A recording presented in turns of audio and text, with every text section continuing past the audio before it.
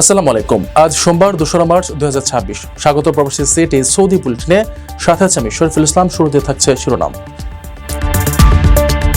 সৌদির আরামকোর তেল শোধনাগারে ড্রোন হামলা কার্যক্রম বন্ধ ঘোষণা।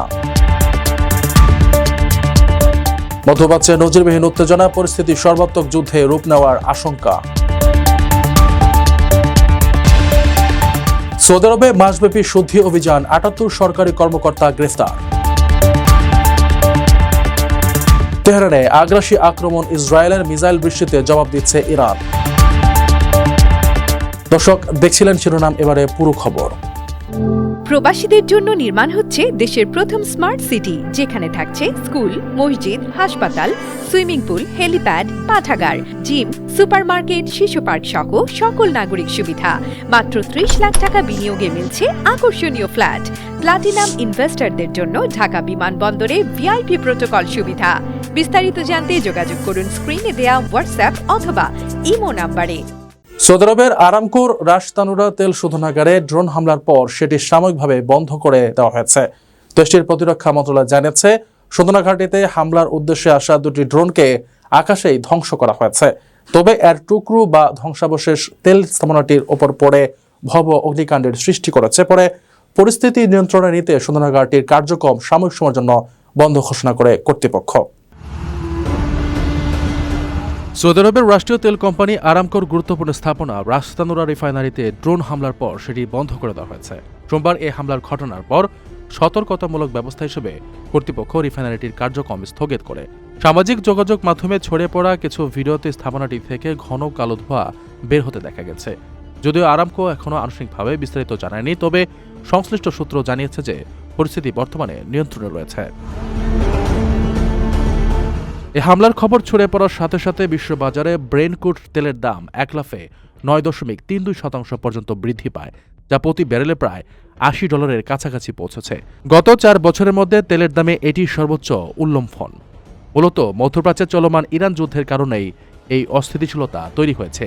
ইরান জুড়ে যুক্তরাষ্ট্র ইসরায়েলের হামলার পর হরমুজ প্রণালী দিয়ে জাহাজ চলাচল কার্যত বন্ধ হয়ে গেছে, যা বিশ্বের মোট তেল সরবরাহের প্রায় ১/৫ নিয়ন্ত্রণ করে।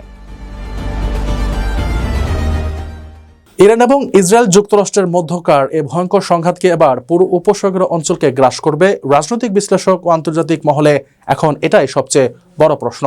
সৌদি, কাতার, কুয়েত ও আমিরাতে হামলার পর এই দেশগুলো সরাসরি যুদ্ধে জড়াবে কিনা তা নিয়ে চরম উৎকণ্ঠা তৈরি হয়েছে। দেশগুলো নিজেদের ভূখণ্ড রক্ষা এবং মার্কিন ঘাঁটি নিরাপত্তা ইতিমধ্যে আকাশ প্রতিরক্ষা ব্যবস্থা জোরদার করেছে।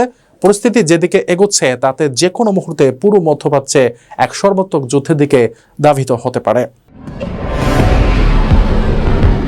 ইরানের সর্বোচ্চ নেতা আয়াতুল্লাহ আলী খামেনি নিহত হওয়ার পর মধ্যপ্রাচ্যে শুরু হয়েছে নজিরবিহীন উত্তেজনা।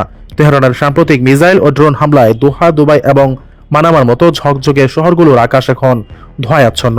২৮ ফেব্রুয়ারি ও ১ মার্চ ইসরায়েল ও যুক্তরাষ্ট্রের যৌথ হামলায় খামেনির মৃত্যুর পর ইরান যে প্রতিশোধমূলক আক্রমণ শুরু করেছে তার লক্ষ্যবস্তু হয়েছে সংযুক্ত আরব আমিরাত, কাতার, বাহরাইন ও কুয়েত। বিশ্লেষকদের মতে উপসাগরীয় দেশগুলো এখন এক চরম সংকটে। একদিকে ইসরায়েল যুক্তরাষ্ট্রের সহযোগী হিসেবে চিহ্নিত হওয়ার ঝুঁকি, অন্যদিকে ইরানের সরাসরি হামলার হুমকি। এ দুয়ের মাঝে তাদের পিঠ দেয়ালে ঠেকে গেছে। আমিরাতে ৩ জন নিহত এবং কুয়েত ও কাতারে বহু মানুষ আহত হওয়ায় দীর্ঘদিনের নিরাপদ স্বর্গ হিসেবে পরিচিত এই অঞ্চলের নিরাপত্তা আজ প্রশ্নের মুখে। বিশেষজ্ঞরা সতর্ক করেছেন যে বিদ্যুৎ গ্রিড বা পানি শোধন প্লান্টের মতো নাজুক অবকাঠামো আক্রান্ত হলে এই মরু দেশগুলো বসবাসের অযোগ্য হয়ে পড়বে। ওমানের শান্তি প্রচেষ্টা ব্যর্থ হওয়ায় পরিস্থিতি এখন সরাসরি রাষ্ট্র বনাম রাষ্ট্রযুদ্ধের দিকে মোড় নিয়েছে। নিজেদের সার্বভৌমত্ব রক্ষায় দেশগুলো এখন পেনিনসুলা শিল্ড ফোর্সের মাধ্যমে পাল্টা সামরিক পদক্ষেপ নিতে বাধ্য হতে পারে, যা পুরো অঞ্চলকে এক অনিশ্চিত ধ্বংসের দিকে ঠেলে দিতে পারে। আপনার স্বপ্নগুলো আকাশ ছুবে প্রবাসীর হেলিকপ্টারের মাধ্যমে। বিয়ে, জন্মদিন অথবা যে কোনো বিশেষ প্রয়োজনে হেলিকপ্টার ভাড়া করতে যোগাযোগ করুন স্ক্রিনে দেয়া নাম্বারে। প্রবাসীর হেলিকপ্টার, নিরাপদ ও সাশ্রয়ী বাহনের বিশ্বস্ত নাম। দুর্নীতি, ঘুষ গ্রহণ এবং ক্ষমতার অপব্যবহারের অভিযোগে সৌদি আরবে ৭৮ জন সরকারি কর্মকর্তাকে গ্রেফতার করেছে দেশটির দুর্নীতি দমন কর্তৃপক্ষ নাজাহা। আটককৃতদের মধ্যে স্বরাষ্ট্র, স্বাস্থ্য, শিক্ষা এবং প্রতিরক্ষা মন্ত্রণালয়ের বেশ কয়েকজন উচ্চপদস্থ কর্মকর্তা রয়েছেন। দুর্নীতি দমনে সৌদি সরকারের জিরো টলারেন্স নীতির অংশ হিসেবে দেশব্যাপী এই বিশেষ অভিযান চালানো হয়। সৌদি আরবে দুর্নীতির দায়ে বিভিন্ন মন্ত্রণালয়ের ৭৮ জন সরকারি কর্মকর্তা কর্মচারীকে গ্রেফতার করা হয়েছে। দেশটির দুর্নীতি দমন কর্তৃপক্ষ নাজাহা গত ফেব্রুয়ারি মাস জুড়ে দেশব্যাপী ব্যাপক অভিযান চালিয়ে তাদের গ্রেফতার করে। ক্ষমতার অপব্যবহার ও আর্থিক দুর্নীতির সুনির্দিষ্ট অভিযোগের ভিত্তিতেই এই কঠোর পদক্ষেপ নেওয়া হয়েছে। সংবাদ মাধ্যম সৌদি গ্যাজেটের প্রতিবেদন অনুযায়ী নাজাহা কর্মকর্তারা গত মাসে মোট ৩,১৬৪টি ঝটিকা পরিদর্শন কার্যক্রম পরিচালনা করেন।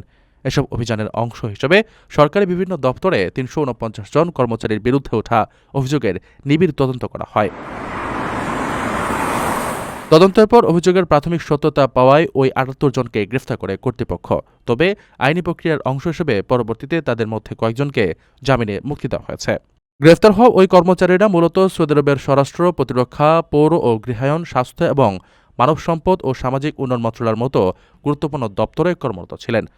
সরকারি সংস্থাগুলোতে স্বচ্ছতা ও জবাবদিহি নিশ্চিত করা এবং যেকোনো মূল্যে দুর্নীতি নির্মূল করার যে চলমান প্রচেষ্টা নাজাহা গ্রহণ করেছে তার এই অংশ হিসেবে অভিযুক্তদের বিরুদ্ধে বেশ কিছু ফৌজদারি ও প্রশাসনিক মামলা দায়ের করা হয়েছে। ইসরায়েলি প্রধানমন্ত্রী বেনিয়ামিন নেতানিয়াহুর কার্যালয়ে ক্ষেপণাস্ত্র হামলা চালানোর দাবি করেছে ইরানের বিপ্লবী গার্ড বাহিনী। নেতানিয়াহুর কার্যালয় ছাড়াও ইসরায়েলি বিমান বাহিনী প্রধানের সদর দপ্তরকে লক্ষ্যবস্তু করেছে ইরান। রোববারও দেশটিতে ব্যাপক ক্ষেপণাস্ত্র হামলা চালানো হয়েছে, এতে প্রাণ গেছে অন্তত ৯ জনের। ইরানের সর্বোচ্চ নেতার হত্যাকাণ্ডের প্রতিশোধ নিতে ইসরায়েলের ওপর নজিরবিহীন হামলা শুরু করেছে দেশটির ইসলামী বিপ্লবী গার্ড বাহিনী। অভিযানের অংশ হিসেবে জোড়া একাধিক শক্তিশালী ব্যালিস্টিক ক্ষেপণাস্ত্র ইসরায়েলের বিভিন্ন এলাকায় আঘাত হেনেছে। শেষ খবর পাওয়া পর্যন্ত এসব হামলায় কমপক্ষে ৯ জন নিহত হয়েছে এবং আহত হয়েছেন আরও কয়েকশো মানুষ। ইরানের প্রেসিডেন্ট মাসুদ পেজিশকিয়ান দাবি করেছেন, ইরানের সশস্ত্র বাহিনী বর্তমানে শত্রুর ঘাঁটিগুলো গুঁড়িয়ে দিচ্ছে। তিনি শত্রুর পক্ষকে উদ্দেশ্য করে বলেন, ইরানের সামরিক শক্তি তাদের হতাশ করবে। তার এই বক্তব্য থেকে স্পষ্ট, খামেনির মৃত্যুর পর ইরান রক্ষণাত্মক অবস্থানের বদলে অত্যন্ত আক্রমণাত্মক সামরিক কৌশল গ্রহণ করেছে। অপরদিকে ইরানের বিরুদ্ধে এই রক্তক্ষয়ী সংঘাত প্রথমবারের মতো মার্কিন বাহিনীর পক্ষ থেকে আনুষ্ঠানিক মৃত্যুর সংবাদ জানানো হয়েছে। সেন্টকম জানাচ্ছে, ইরানের পাল্টা আক্রমণে ৩ জন মার্কিন সার্ভিস মেম্বার নিহত হয়েছে এবং আরও ৫ জন গুরুতর আহত হয়েছে। এছাড়া বেশ কয়েকজন সেনা সদস্য স্প্লিন্টারের আঘাত ও মস্তিষ্কে ঝাঁকুনিজনিত সমস্যায় ভুগছেন, যাদের প্রাথমিক চিকিৎসা দিয়ে পুনরায় ডিউটিতে ফিরে নেওয়ার প্রক্রিয়া চলছে। প্রবাসীদের জন্য নির্মাণ হচ্ছে দেশের প্রথম স্মার্ট সিটি, যেখানে থাকছে স্কুল, মসজিদ, হাসপাতাল, সুইমিং পুল, হেলিপ্যাড, পাঠাগার, জিম, সুপারমার্কেট, শিশু পার্ক সহ সকল নাগরিক সুবিধা। মাত্র ৩০ লাখ টাকা বিনিয়োগে মিলছে আকর্ষণীয় ফ্ল্যাট। প্লাটিনাম ইনভেস্টরদের জন্য ঢাকা বিমানবন্দরে ভিআইপি প্রোটোকল সুবিধা। বিস্তারিত জানতে যোগাযোগ করুন স্ক্রিনে দেয়া হোয়াটসঅ্যাপ অথবা ইমো নাম্বারে। দর্শক দেখছিলেন প্রবাসী সিটি সৌদি বুলেটিন। শেষ করার আগে শিরোনামগুলো জানিয়ে দিচ্ছি আরো একবার। সৌদির আরামকোর তেল শোধনাগারে ড্রোন হামলা, কার্যক্রম বন্ধ ঘোষণা। মধ্যপ্রাচ্যে নজিরবিহীন উত্তেজনা, পরিস্থিতি সর্বাত্মক যুদ্ধে রূপ নেওয়ার আশঙ্কা। সৌদি আরবে মাসব্যাপী শুদ্ধি অভিযান, ৭৮ সরকারি কর্মকর্তা গ্রেফতার। তেহরানে আগ্রাসী আক্রমণ, ইসরায়েলের মিসাইল বৃষ্টিতে জবাব দিচ্ছে ইরান। এ ছিল সৌদি বুলেটিনের আজকের আয়োজনে। প্রবাসের সর্বশেষ সংবাদ পেতে ভিজিট করুন probastimes.net, সাবস্ক্রাইব করুন আমাদের ইউটিউব চ্যানেল, চোখ রাখুন ফেসবুক পেজে। পরবর্তী বুলেটিন দেখার আহ্বান জানিয়ে আজকের মতো বিদায় নিচ্ছে আমি শরীফুল ইসলাম। সেই পর্যন্ত সবাই ভালো থাকবেন এবং নিরাপদে থাকবেন। আল্লাহ হাফেজ।